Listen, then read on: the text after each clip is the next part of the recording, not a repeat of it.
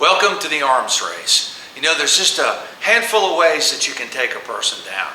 You can knock them down, you can push them down, you can pull them down, you can trip them down, and you can twist them down. And that's fundamentally the ways that we take somebody to the ground. Now, these arm takedowns involve making and taking a straight or a bent arm into a takedown. And this is about primarily using the arm. The ones we're going to show are the ones that I think are important, plus at times I may dip into a little more study and different subject matters about the arm. Takedown I've used a lot as a cop when we need to take people down, we need to handcuff them and control them. A lot of times in police work, security, bouncers, etc.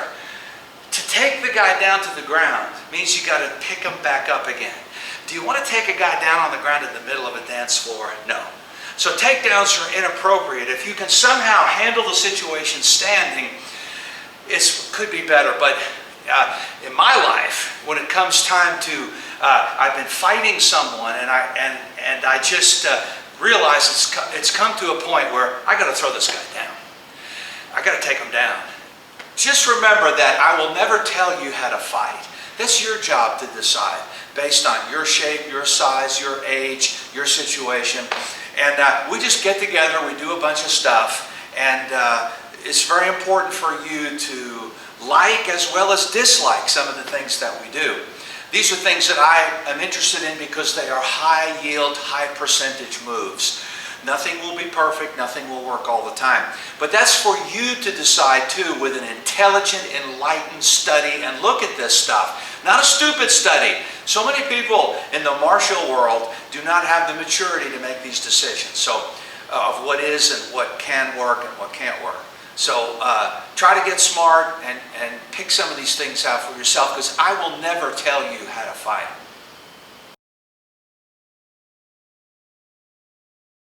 Fundamentally speaking, we have these arms in three basic positions. What I like to refer to as branch up, which is what some would call the say hi position. And in this branch up position is the full rotation of the shoulder completely. Then we have arm horizontal, which most often involves the straight arm, but also might involve this bent arm that's horizontal. And then we have branch down. Again, the full rotation of the shoulder. You know, all the way from here, all the way to up here. So you have branch up, full rotation of the shoulder. You have horizontal, full rotation of the shoulder. And then branch down, the full rotation of the shoulder. That's probably, I don't know, 6 months, maybe 2 years of jiu-jitsu I've just explained to you right there. You know, as I like to say, life is one big armbar. You have to know all of them. You can't just know one or specialize in one. Because with a simple rotation of his shoulder, which is perfectly natural and free, you've lost your position. So knowing one or knowing two is not good. You really have to know them all because it will happen. It will happen in the natural movement of the body and the shoulder. When you're on the ground, there's less movement. His torso is confined. Sometimes more of his arm is confined. But when you're standing, it's all this motion that he can escape with. It's important that we discuss the diminished fighter theory. That sets up everything. The ability to some level, that's legal, if you need to be legal, or moral, ethical, whatever, is to diminish that subject to the point that you can take them down. It's very difficult to latch onto and throw down a fully alert person who's tanked up or adrenalized up, but you then therefore must diminish him depending on the who, what, where, when, how, and why of your job, what you're doing, who you are. And so the diminishment, as we'll discuss, could be, you know, on the limb and the arm that you're working on. You could knock the snot out of somebody, you could stun them, and then suddenly you're able to do what you couldn't do before.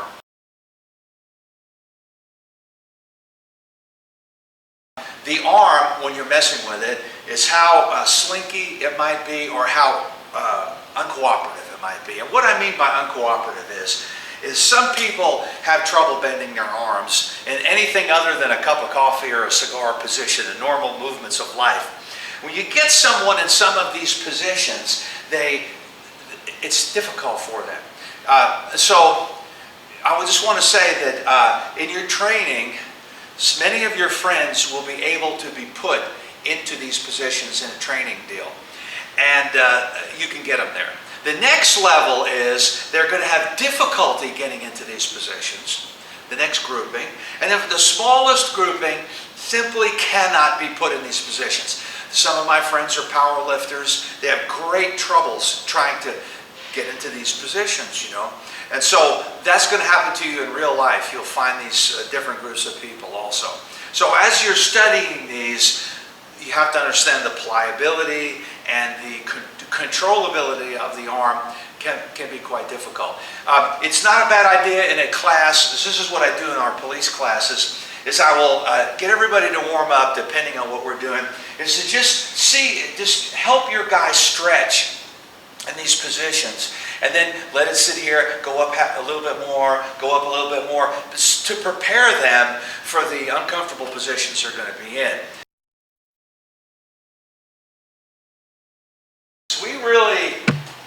I don't want to spend a lot of time doing this because it's, you know, it's very, very primitive and very simple.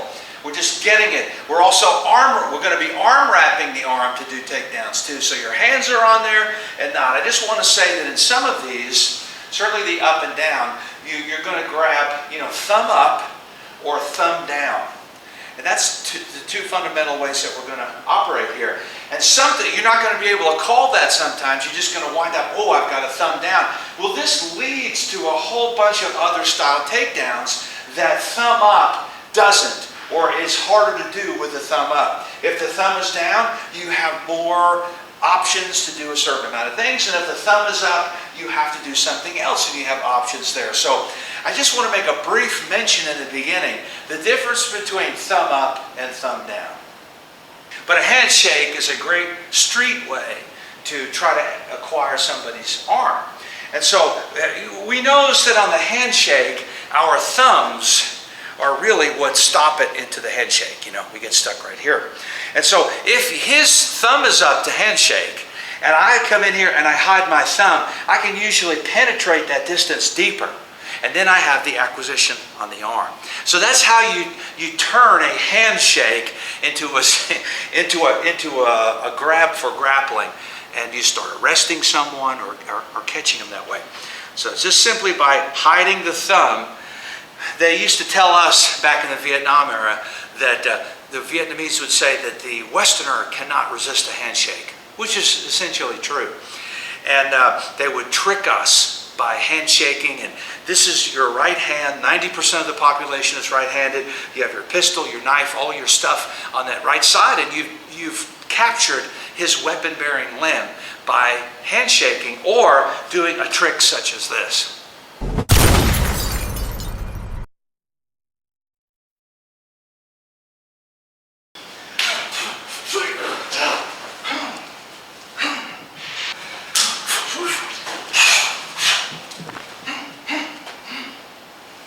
We'll start with our fundamental basic category of branch up. That means the arm is bent up in this position, saying hi. It is the full rotation of the shoulder and all of these possibilities. A classic I learned in the U.S. Army basic training. I also learned at the police academy, and in a multitude, I've seen it a multitude of times. It's still being taught in police and military circles. And then, for lack of a better name, as it was first introduced to me, is the underarm takedown. And that is taught in a variety of ways, but it's essentially putting your biceps on his triceps and catching this arm up here. Its application is usually against an overhead knife attack, is how you'll see it in military circles, you know. But there's more to it than just this, as I've learned through the years messing with it. And so your biceps are on his triceps, you catch this here, and then basically, as they would teach you in the beginning, you hammer this down. But through time, we have a couple of different subjects to talk about here. We were first taught that essentially you're bringing his forearm down in this manner here. But really, if you want to really maximize this deal, you really need to be bringing it in this manner here. That means driving the elbow forward. So rather than this, it's more effective to doing this. When you drive that elbow forward, it creates a lot of, dare I say, force multiplier, more pain in the deal. There's one other aspect of this critically important, and that is this direction here. You've got to make sure that this maintains the say hi or branch up position. If you let the arm drop, then you're into the next move. And so this is what I will see when I travel around. I go to these military bases. You see various people working out in groups where the instructors are just regurgitating what other military or police instructors have told them with no sense of martial background at all. And so what you typically see is people struggling through this, the arm straightens out and they get stuck here and they don't know to push it back, and then eventually he feels sorry for him and the complying partner in classroom, and then they somehow turn it into a takedown that's off the chart, off the book, or in a different category than what you were originally trying to do. So we need to run this forearm in the direction that we're talking about, and then also maintain this bend in the arm. So the takedown part is, we'll show how this leads in here, but I've come in.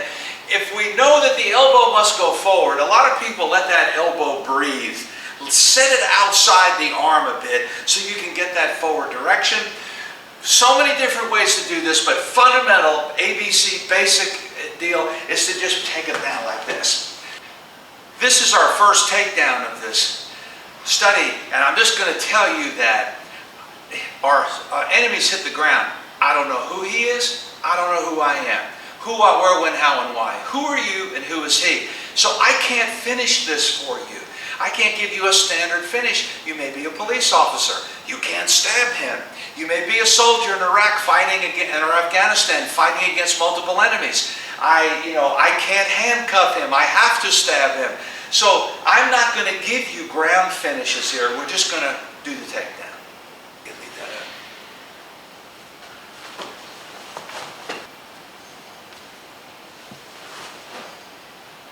More intense study.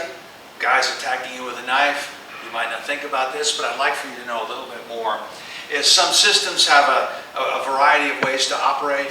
If you can, I learned this from Japanese martial arts. If you're here, you can do this here, this pull down, and remember the elbow shooting out. But if you grab this wrist and top of the hand on the way down, it is also a force multiplier. Watch Rawhide's body when I twist that wrist. I just twist it and you get a force multiplier. So as we do the takedown here, you can pretty much do this direction on the way down, but if you want to add that wrist movement, which is in various Japanese Aikido, Aiki-Jitsu, Japanese Jiu-Jitsu, is if I twist that wrist, it enables me to go down at the angle rather than straight down at the top. The wrist twist is a great force multiplier, and it controls the person. I learned this approach the two fundamental ways through the years. One is sort of a Wing Chun style statue drill. You know, the Wing Chun dummy, only your dummy is your partner in class, and he's not $1,000+, and he can also move his arms quite well and set up for stuff. And also I've seen Wally J and Small Circle Jujitsu approach varying training methodologies by making people do this. And so we position our training partner like this in the branch up position, and then we just spend time coming in, seeing what this is like, both left and right side.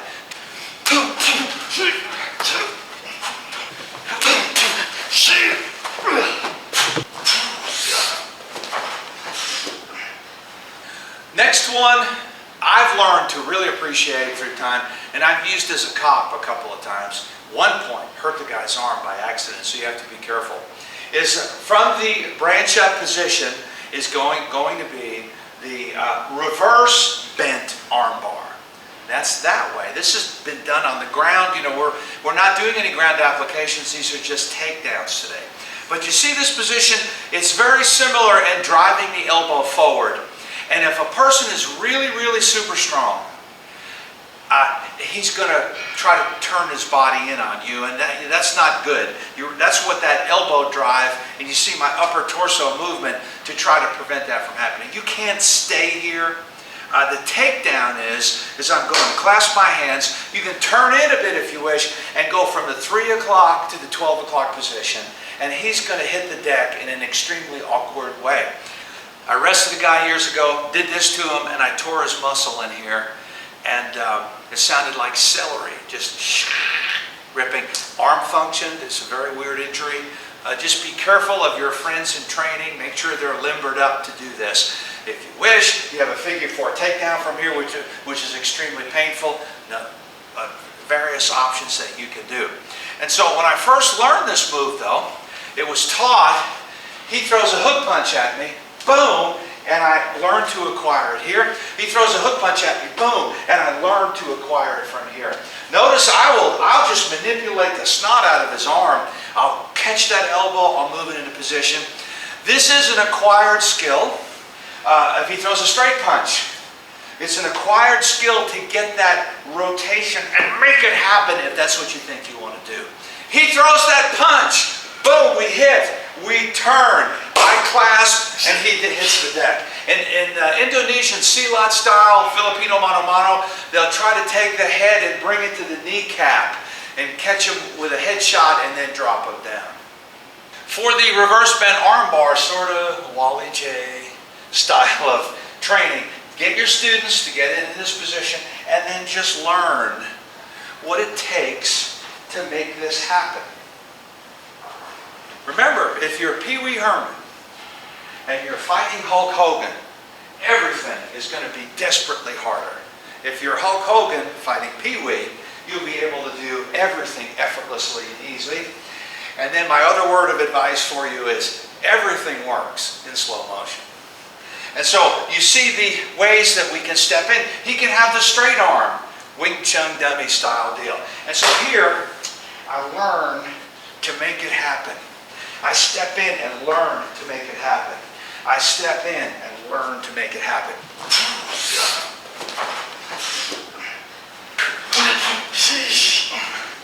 And here we have the branch up and the full rotation of the shoulder. So branch up is essentially right here too. I don't want to get into wrist locks. That's another category. But you have seen, some of you may have seen this downward hammer. And I'll describe it in a variety of different ways because sometimes it's a mopping motion that hits and drives down. One version, Kachikimbo style, I have seen bicep hit, forearm hit, pretty much in the bend of the arm. It's also Filipino. Then I've seen head forearm. Then I've seen head, bicep, forearm. But you see the combinations that you have and the power move, the mopping move that forces the guy down on his knees. Next we have, in the branch up, is the figure 4s and the figure 4 takedown. And of course you don't start with it branched up. Unlike some of these others that are coming at you with this bend, a stick hitting you with the pommel of a stick, coming at you with a knife. And we're essentially grabbing this and we're getting the number 4 upside down or straight up, a number 4 capture on this arm. This is taught a lot. Frankly, one afternoon, many years ago, we were trying to extract a crazy person out of an apartment. And I went in, he'd already thrown a small axe at us. We kicked the gate in of the apartment and he appeared from the apartment with a big axe over his shoulder. And, of course I could have shot him, but I didn't. There are many things to do in that attack position, but I did a figure 4 takedown. And I'm not going to say that's the smartest one, but that's the one I just reflexively did. And I caught the guy, the axe was over his head, I caught his hand up and I threw him down at the side, and like that. So, the figure 4 has worked for me, and some people think it's way too complicated, but It's not, and it can work, and I want you to know it. At least I want you to know and make your own decision. And so you see the manipulation involved here. I come in and I get this grasp some way, and there are a variety of ways to do this, which I'll show you in a second. The Japanese versions have a tendency to work that wrist, try to get a bit of a wrist bend or a wrist lock. Filipinos and Indonesians, some of them may not grab anything at all, which I'll show you in a second. But in the figure 4 lock, you can go straight over and down, or you can turn in the same manner that we crank this wrist. We can turn and go down at that particular angle. This would be the small circle or Wally J or Chin Na way to take a look at this. Is you acquire it from here. You are on the outside. You're here, and then you're going to acquire it from here, and then you're here, and you acquire it from here. And you do that a bunch of times until you get the pattern set up.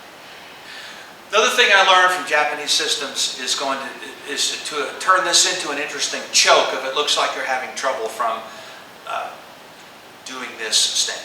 So we have this small window of opportunity right here. It's kind of a small window. What they suggest you do is open it up wide. Of course, he's properly stunned, huh? Open it up wide, scoop the head, and get a figure 4 choke from right in here.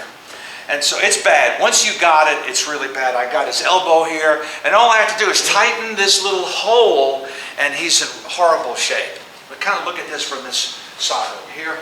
Oh, he throws a punch. I've stunned him sufficiently. I get the figure 4 lock. We're stammering around, struggling around. There's my opening. I open this, leap over the top of the head and come down, and I get this choke. All these 4 corners, you can get a look at it as we circle. And all I have to do is tighten up. Then now perhaps I have the ability to toss him down. Remember, if you choke the guy out, you'll have 160, 170 pounds of person on your back while you're holding him up. It's always be prepared for the point where he passes out, and then suddenly you're standing and it's not so good. Be prepared to let him go. Just let him go. And if you choke him out, he falls down. We have the ability to go over the top and down. Notice I'm working the elbow. And then, of course, we have the ability to, in the figure 4, is to go downward at this angle. So you have over the top, and then you have the ability to take him down in that way. He throws a punch. You have the eye attack, and there you are in the figure 4. Indonesian style that I learned, that comes in eye attack. Eye attack. No grab here, no grab here. Elbow attack, and then you take them down. See, the hands are free. There's no grab all the way. That original idea was so that you can use, your fingers and so forth. They're not free in the grip. So you might say the empty hand version is includes an elbow strike, and it's more Indonesian mano-mano style. And if you start grabbing, then that might be more of a Japanese style, where you acquire this wrist lock high on the wrist. So even at this point, it starts cranking down on them, not back here, but up here, the acquisition of the hand. Another way I like to define this, because students get these confused, is if you're on the outside of the arms, it's a pretty nice application for the figure 4. If you're on the inside of the arms, it's a pretty good application to do the underarm takedown.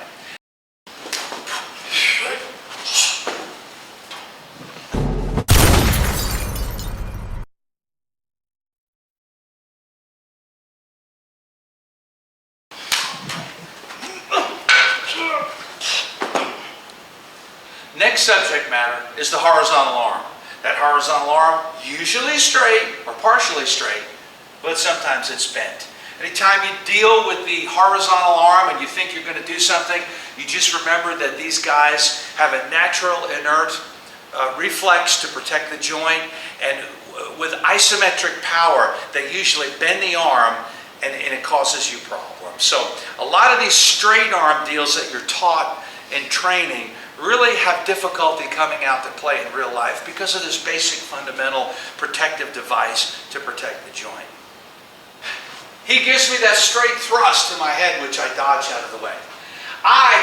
smother this arm up as best as I can and wrap this arm up, and we move to this classic one. I step over to the over-the-shoulder arm bar or arm break. It's on or about the elbow. It's not up here. This is a different one. He jumps to this position to escape this position. This is a counter to the arm break. But at any rate, it's not down here. It's somewhere on or about the elbow.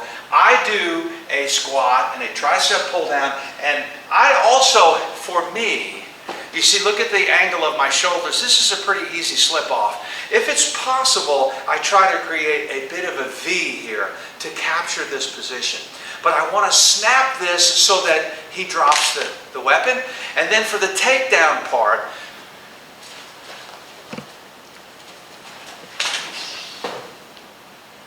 another application of this might be against the foolish man with the extended arm pistol. If you knock that aside, or he hears a noise or talks to someone else and he moves the gun over, and you see this possibility. You come in, you do the same thing. You immediately start taking the gun offline of all the hostage bank customers or whatever. Snap this. Hopefully that gun will fall, and then you can come in. And on the takedown part, I like to step really far back here. Just freeze in that position. Here's his 12 o'clock.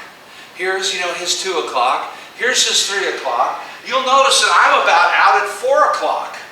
And I'm extending and twisting his already damaged elbow. And this really hyperextends and puts a lot of extra mojo into the takedown part. Another application of this, too, is third-party protection.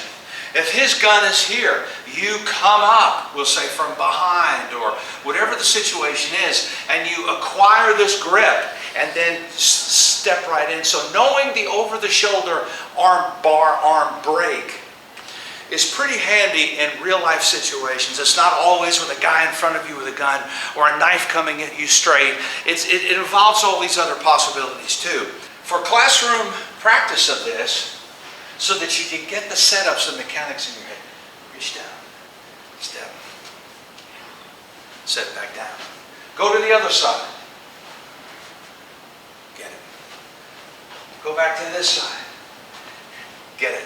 And you could do that 20, 30, 40 times. Have your students do that a multitude of times, and they begin to get the mechanics. One of the common mistakes is they don't stop here, they go to here. Now you could do it from here, but he's got all his business to come around and get you over here. So it's better to position yourself in this shoulder rather than this shoulder.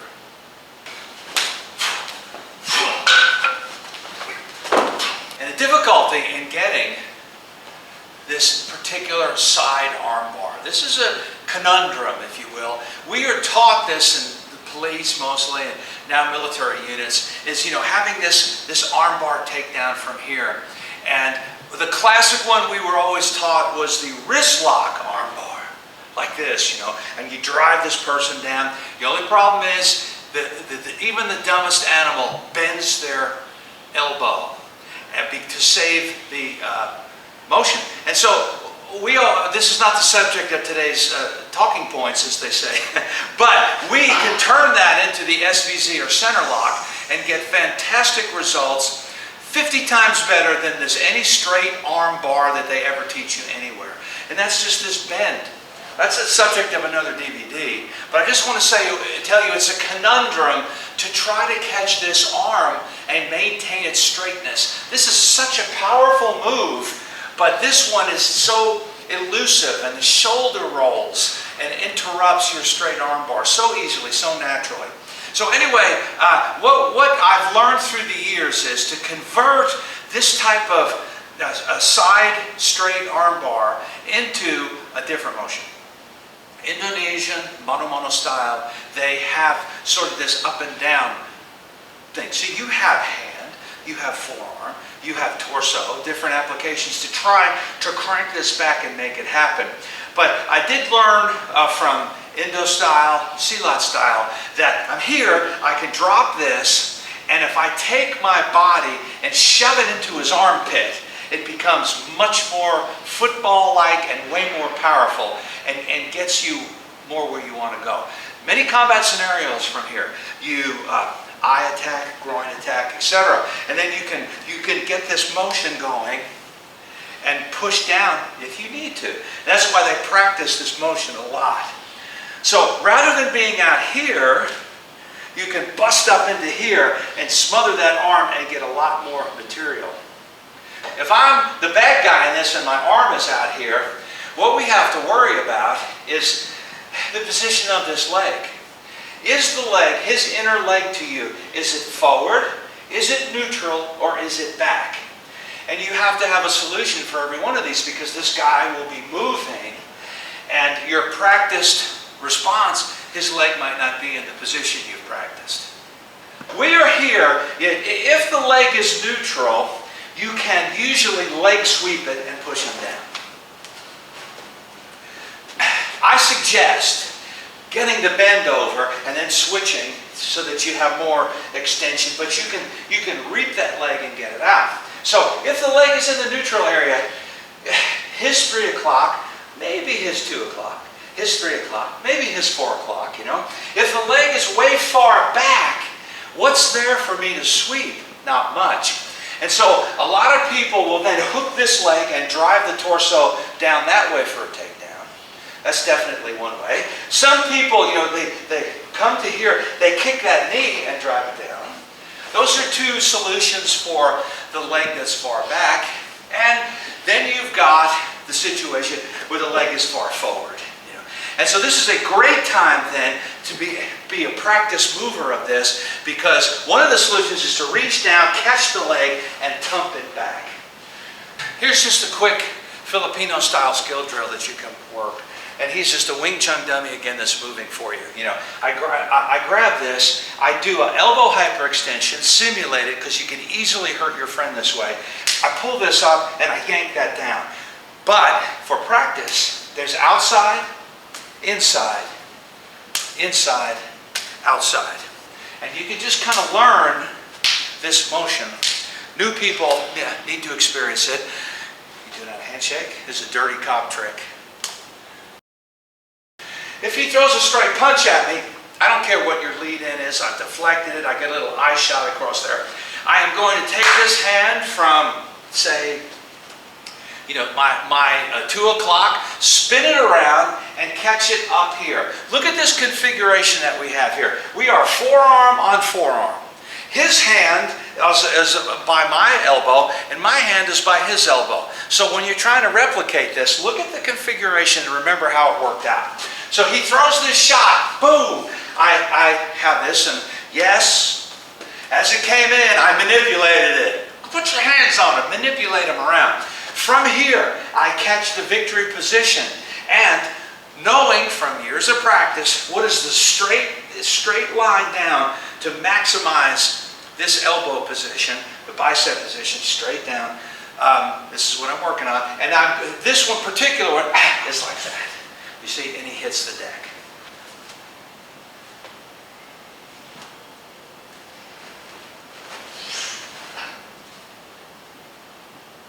If you want to take a look at this from the small circle Jiu-Jitsu style or the Wing Chun dummy style, you know, you would just acquire.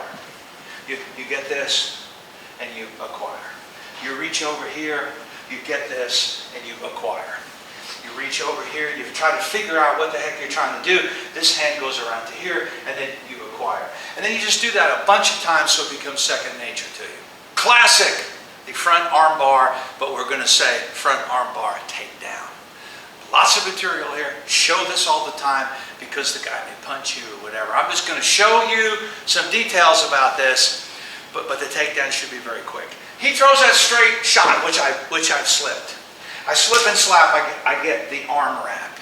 And in doing so, my mission is to try to get the biceps up and the elbow down. This is a common capture in real life. Two stick fighters beating the hell out of each other, boxers beating the snot out of each other. You have a tendency to wrap and collect the arm, and that's why I think you should know what to do when this event happens. And so I'm here, the full Jiu-Jitsu style version to learn is I create the front arm, the figure 4 capture of the arm bar. You see the number 4 deal. My torso goes down, this goes down, and that goes up. If you have it, you will send an electrical impulse through him. If you have it, if he tries to punch, you can short circuit it by manipulating that elbow. I'm just telling you that. I don't expect you to do that for real in real life, but it's a possibility. If the arm is bent, turned, and you can't acquire this, you know, you have, some people refer to it as a whizzer style takedown. Take them down this way, throw them into the wall, but essentially look at that straight arm that you are tossing him about with. And so manipulating that arm will carry him to branch up, or what we're going to do next, branch down. And so anyway, this comes in. I don't care how you lead, but you have this. And I learned this from, this is a Larry Hartzell move from decades ago. Just real quickly, he throws a hook punch, I stop it, hit, take him down. He throws a straight punch at me, I pass it over, you know, I take him down. So I wanted to just inject that in here for you. He throws anything, I wrap. I'm not hanging around here to see if he jabs or crosses. I'm stepping away from that punch. I step away. I have completely smothered his arm, my primary objective, and then I am either going to have to do that, I'm going to have to do that, or I'm going to have to do that to knock him down. I always worry about getting kicked in the face, so my protection hand comes up. And then I don't know how you're going to finish this. Who are you? Who is he? Here's one way in the classroom. Position it. Put it up. Get it. Grab it over here. Position it. Manipulate the arm to the position that you want. Create the figure 4. Get on or about the elbow pretty much. And you just do this a bunch of times. And then as you see, as we'll show in a second, you can escalate it to the roundhouse punch. Boom! To the straight punch, like we were just showing. See? And you can escalate this repetition over and over again. He throws this high hook, and I can dodge it. He throws this high hook, I dodge it, and I can hit him. He throws this high hook, and then I hit here, and notice that my forearm is pretty much up straight, not quite straight up and down, and I'll tell you why. I'm going to now haul him away, but I want to tell you that the biggest problem when you teach this is the direction of the elbow. The people who are learning this don't listen to me, and they have a tendency to aim the elbow down. And you're into this struggle like this over my leg and over his leg, which is not, he's got plenty of support to stay up. Some people then keep the elbow straight out. In other words, in order for me to pull and make him fall, we're going to infinity and beyond, you see. That dot on the horizon, and we just go. See? There's no end to this. You have to be here to where he's aimed downward so that you can take him down. And I must be committed to go in that direction. So it's not here, it's not down here, it's kind of that way. They went that way. So if he throws this punch, catch, pull in tight, and step and turn, and you can chunk him down that way.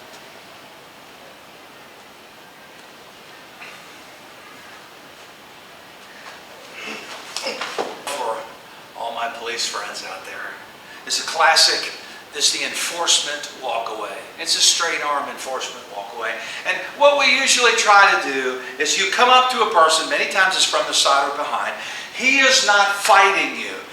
The bell for the UFC has not begun yet. And many times you can escort people like a bouncer or a security person off the premise, out into the street or whatever, by using this essentially a straight arm, you know. And so, remember, it's a straight arm, the full rotation of the shoulder, or a bent arm. And so I'm just going to be here, and I'm not doing one of these hyperextensions where I hospitalize the guy, but I'm using this to escort him away.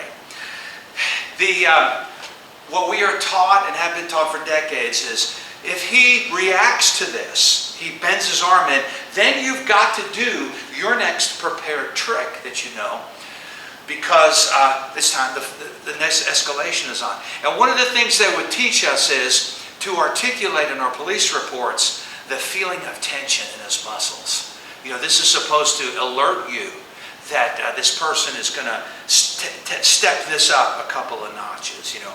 But just from a report writing perspective in police judo and so forth, they would always tell you to gauge the resistance of the person and be ready for the future problem. But anyway, if he's here, this is how you might practice this. You come and you step around and get it on this side. You come, you step around, and you get it on this side.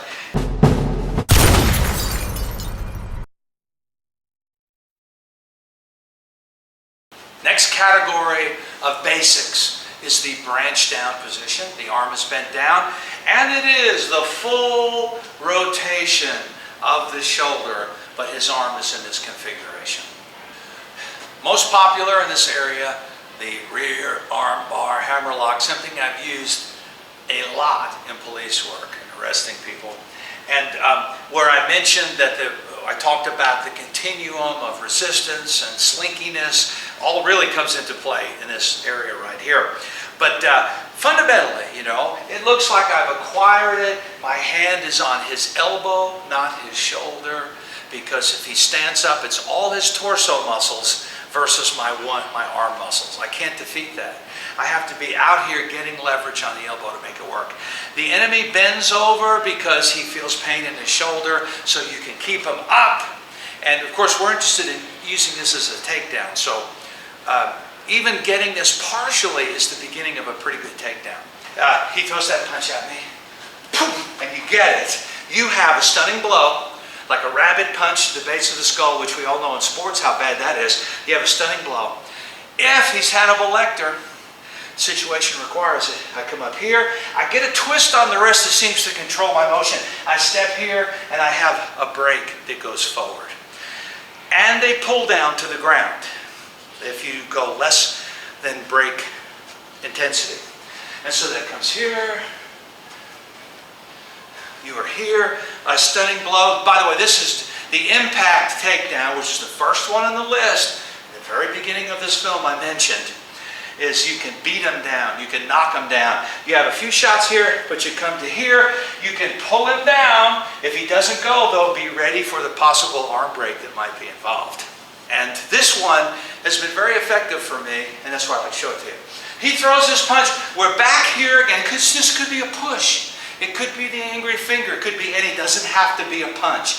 I'm here, I get this to here, and I've established this rear arm bar hammerlock position on the elbow so that I can use this as a takedown. What I'm going to do is I'm going to take this knee and buckle him right here until he's going down. And so reflexively, his hand will drop down. There's no question about it, you know. And so as I come to here, I'd like to put my elbow in his spinal cord. And I have the rear arm bar hammerlock from the ground position. You can talk to him from here. You could say, you know, surrender, give up. You might attempt a handcuffing up here on the wrist, and I can control, with that elbow, control him and get into the topside saddle position. So, but the takedown is a knee buckle. He goes 3/4 of the way, 60% of the way down, inject the elbow into the spinal cord, whoof, he hits the deck. And I have used it, and it really does work. And then I always like to show this when I'm down, because it's kind of interesting, is you have a rear armbar hammerlock capture on the ground like this, which allows you to do a lot of work, and it hurts him, and you have good control over him in this manner. So that we can teach people this. This is the progression. I've added to it from the progressions that I first learned. The handshake. Push the arm into that position, catch the elbow, let go, step around. Handshake from here. Push the arm up into this position. This has to be the hand that enters. This one is busy. This comes in on the elbow, let go, because a lot of students hang on to the hand. Not good. You step around and you get the rear arm bar. So the first one is the handshake version. The next one we ask our guy to be Superman. Arms akimbo, which I always like to say would be a great James Bond villain. Arms akimbo. I seize, pull and turn. I seize, pull and turn. I think you have to have a working knowledge of this against weapon quick draws so that you know what you're talking about. If this guy is pulling the weapon out, appendix carry, hip carry, or SOB, all branch down positions, you can seize the branch down position and do a rear armbar hammerlock with all those quick draws. Do not forget that. Next one, arms are down. This was the handshake hand. So this was the elbow hand on this side, handshake and elbow hand on this side. And so what I'm going to do is I'm going to do kind of a handshake, but not. Turn, lift, catch, and go. Reach across, turn, lift, catch, and go. What I would want to do from here is get this movement from a potential choke on that side. Third-party intervention. See what it takes to get this. Now we'll get a little bit of motion going in this. He throws an uppercut from here. I stop it, I catch, and I wrap. He throws an uppercut from here. I stop it, I catch, and I wrap. And then we have against the straight punch. Pick it up. Against the straight punch over here. Pick it up. I'd like to give you one or two more finishes on this here. So you see, this is the arm that goes in, you know. And let's just say I feel like I need to choke this guy out for whatever reason it might be, or get him in a neck restraint that is like a choke. And your training partner has to be loose. Let's just hope that we've loosened him up enough. But here we're going to go to a chicken wing or a wing choke or a chicken wing choke. I strike him in the back of the head, which gives me some stall time. You know, I open this up. I shoot this up from here to here. And now I've got a different hookup than when this was involved. And then maybe I need, if he's my size, maybe I need to put my armpit right on the top of his torso. And I get this choke. I want to get, there it is. I got a good deal right here. So I've got him under the neck. It's a neck restraint. This carotid, if I want to choke him, I really need to go back here. Now I've got the windpipe and both blood vessels. If I'm just restraining him and walking him away, this clasp is dynamite. Sometimes you may just get this. If you just get this, you're probably choking him because it's such a tight fit. And so you see, there it is. There it is. And I feel much better about it. But you see, let me unwrap it for you. Go in reverse. I let go. Look at where my armpit is if I really need the extra stretch. Some people can reach around and just do it from here. And then you see what I did was, and I went to that classic from a rear armbar hammerlock to a wing choke, or a chicken wing choke. And so just as an aside here, I'm on the outside. And I'm up here. You know, some people's arms are very short from here to here. It's like you're working from here to here anyway. Just as an aside, we used to call this the parachute throw. When all this other stuff failed, of course, if it's appropriate now, you smack them around a little bit, the diminished fighter. I get that victory hand clasp at the shoulder, and now I've got to step and violently pull this guy down the ground in a downward spiral. And so this is what we have. You try to control him, and then from here, you do whatever it is else that who is he, who are you? You continue on from there.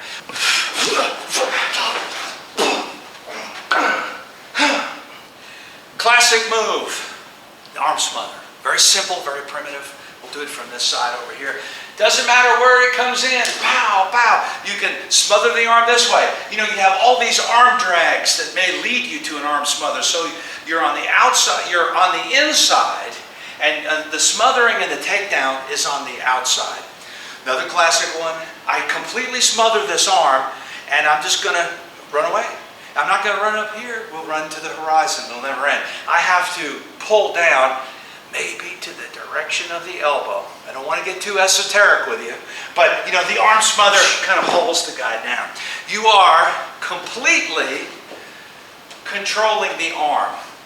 Oh, by the way, there's two of them. I'm glad that Rawhide reminded me by putting his arm out here. There's inside the arm smother, inside the bodies, and outside the bodies. So you have a set of two. You have an arm smother here, and then you have an arm smother here.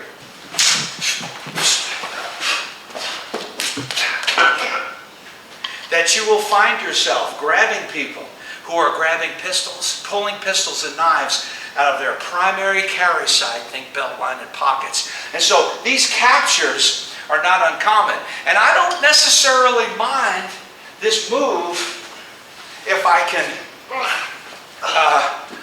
show football in and bust into it. Look at the position. You can't stay here, you know. But you see a lot of photographs like this, or my dreaded one, the pinky's out. I don't know why that pinky's up. You see a lot of people have that deal. It is acquired a number of ways. In a study progression, you might start with the SVZ or center lock.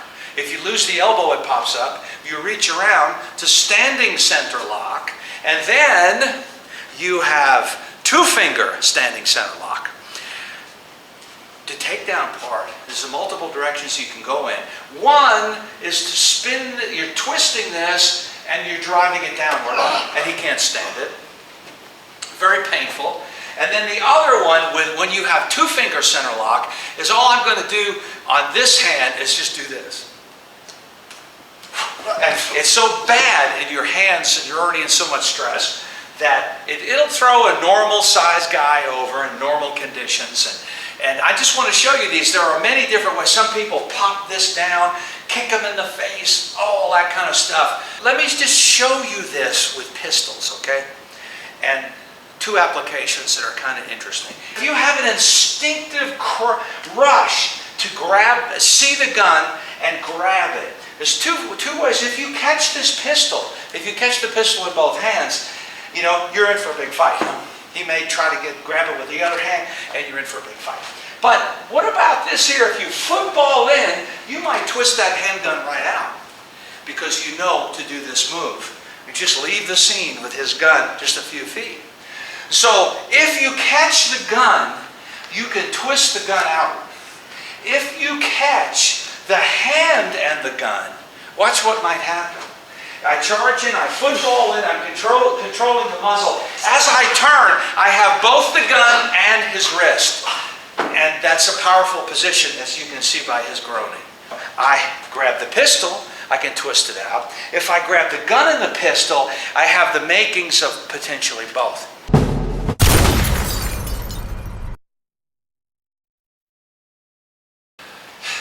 Let's try to put the ideas together. You have a guy who's got a thrusting knife at you, and suddenly he feels your hands all over him. He starts to pull back. And so you have to add the one or two of these things together. And let's just see if he throws that knife at you, and whoa, you start to mess with it, and he yanks it back. You can ride that back into a number of moves that we just learned. And so we have the thrust, you have the thrust, which if you snare quick enough, you have the over-the-shoulder arm break, etc., etc. And if he, like most humans, he pulls this back, you've got to ride this back. See? You got to learn that move. Looks like Tai Chi, doesn't it? I wonder why. Or Aikido, moves like it, and it's coming back and you have to ride it. Whoa, and don't forget to knock the snot out of him. This is something I called for years, the Shianagi Continuum. Learned it years ago. It's an Aiki-Jitsu, Aikido. My God, it's a bunch of things, but it involves the bent arm takedown and the straight arm, and it goes in a variety of ways. I could spend a lot of time doing this. Many Japanese systems use this move to express these varieties of different takedowns. But we're not going to spend that much time on it. I want you to see it. The four winds throw, I basically cover all four directions. I start this way, I wind up this way, I wind up this way, and I wind up this way, back again, cover all four of them. Let's just say he throws that straight punch at me, you know, and I have that particular setup. Not diminished enough, bam! Get that carotid shot. But the Shianagi by itself is I'm just going to turn, and you see the position, the branch up position, and I take them down. And that's fundamentally the move. And I don't want to spend too much time on it, but I will tell you, get your belt lower than his belt. Otherwise, you can dancing with the stars right out of this. That's one of the problems with it. But so that if you stay tight and low, you can spin and catch him in this position. Let me tell you, this sounds like a fancy Japanese move. There are plenty of military and police schools that teach this. They may call it the handshake throw. You see? But it's interesting that this so-called complicated move appears in these combatives courses under different names. The continuum part is, he throws that punch, or he has a knife stab or something. Well, the first thing we're going to do is get the straight arm. And so you have a stopping point here where you could do a number of things. One of them, you know, is that powerful elbow hyperextension that's up. There's a double hyperextension. This slips to the classic over-the-shoulder armbar that is covered. You know, I do a squat and a tricep pull down and snap. This won't come off in your hand, but it's going to damage this. I'm on or about the elbow. I'm not up here. I'm not too far out here. I'm on or about the elbow. Then you have this as an interruption in the continuum. Then I can turn to here and finish with a movement that is right here. We'll turn this way. If he makes an attempt to Dancing with the Stars out of this, I seek this elbow, swing up, and get this catch right here. And then you have this takedown, this right here. Multitude of stopping points in the continuum. That's a collection. Branch up, horizontal arm, straight and bent, and branch down, full rotation of the shoulder.